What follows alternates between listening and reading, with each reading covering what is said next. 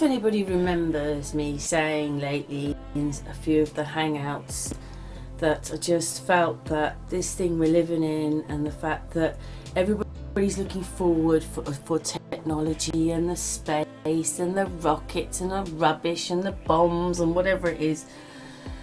But now I've researched a bit and I've looked at things, I just felt that, I said, come on, look, when I speak to you, this has come through waves. When I'm on a hangout, there's no wires, there's no time delay. And I started to say, well, they couldn't have just found this right now. This must have been from the Tartaria people. There's no way. It would take years to put those wires there. Whoever did it, I don't know how they did it, but they did it. Not us. Not this generation. And then what it was is, I was looking at some footage, okay, and it was about mobile phones. Now this is in the 1920s, but I've stopped the footage, and actually I think that you're seeing the building behind going through her. Doesn't this? I just hope you can see it like me. Not this person, but just this one. But who knows? So what they've got is a box. They need to wrap wires around here, and then the umbrella becomes an antenna. But I was alerted to this today by my friend Gary, who sent me one of these videos. There you go. The umbrella is an antenna. Now this is supposed to be the 20s, but hey, and then it goes through to an operator. There you go. The older film that's now getting someone like holding some kind of mobile phone in an old video, maybe from 30s, 40s. And then this one supposed to have come from a Chaplin film, and the person walking past, they've got a mobile phone and they're talking into it. So they had it in the 1920s, they had it in the 1930s and the 1940s. The 1940s, it didn't look too far sort of from what we've got now, except they had telephones and we've got mobile phones.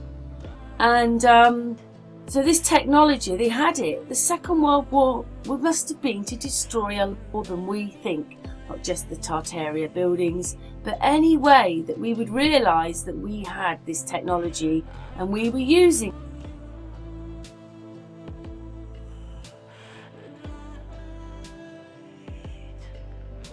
Here comes a trailer truck out on the open highway, miles from the nearest town.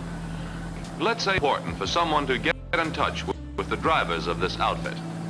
How can it be done? Watch.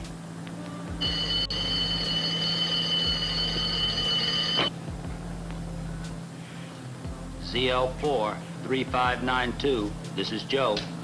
Hello, Joe. This is Bill. Where are you boys now? There you have it. A practical example of modern communication. Okay, I'll call George.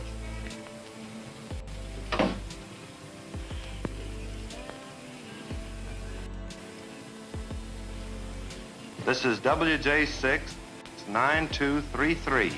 Give me Adams 26635.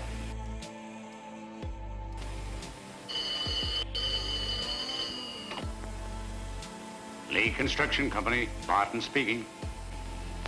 This is mobile telephone service. In this service, conversations travel partway by radio, partway by telephone lines. In order to reach vehicles traveling the highways between cities, a number of transmitting and receiving stations connected to telephone lines are spaced at intervals along the highway so that one will always be in range of the moving vehicle.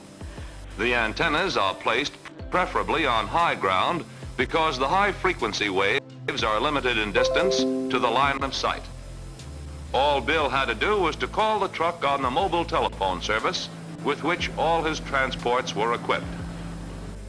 The call from Bill's office to the telephone building then went out over regular telephone lines, past several towns, to the telephone building in Centerville. The mobile service operator at that point handled the call so that it went out on the air from an antenna located near Centerville. The truck was in the vicinity and responded with its own transmitting equipment.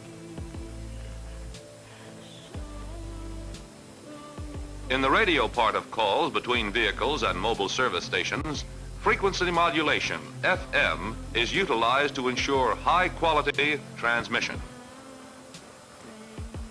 Except for the radio part of the conversation, the calls travel back and forth over telephone lines.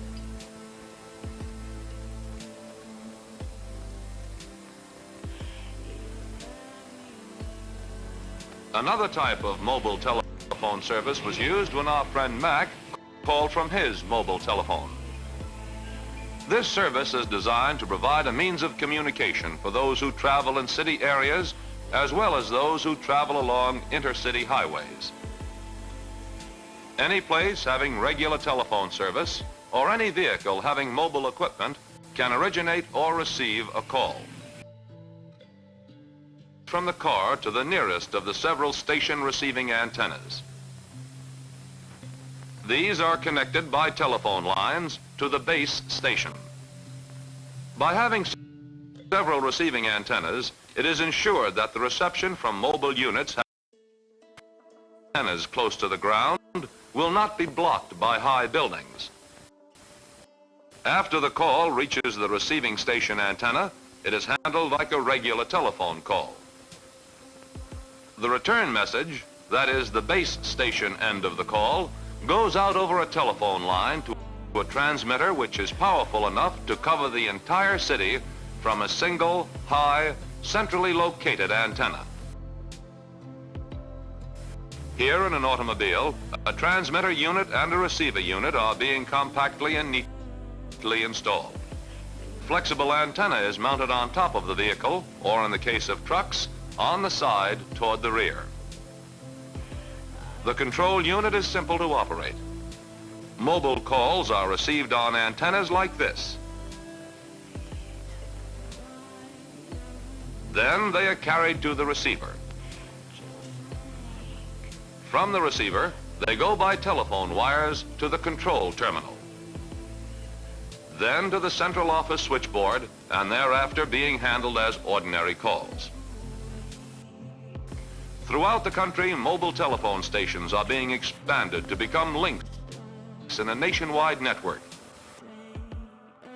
for anyone, anytime, anywhere.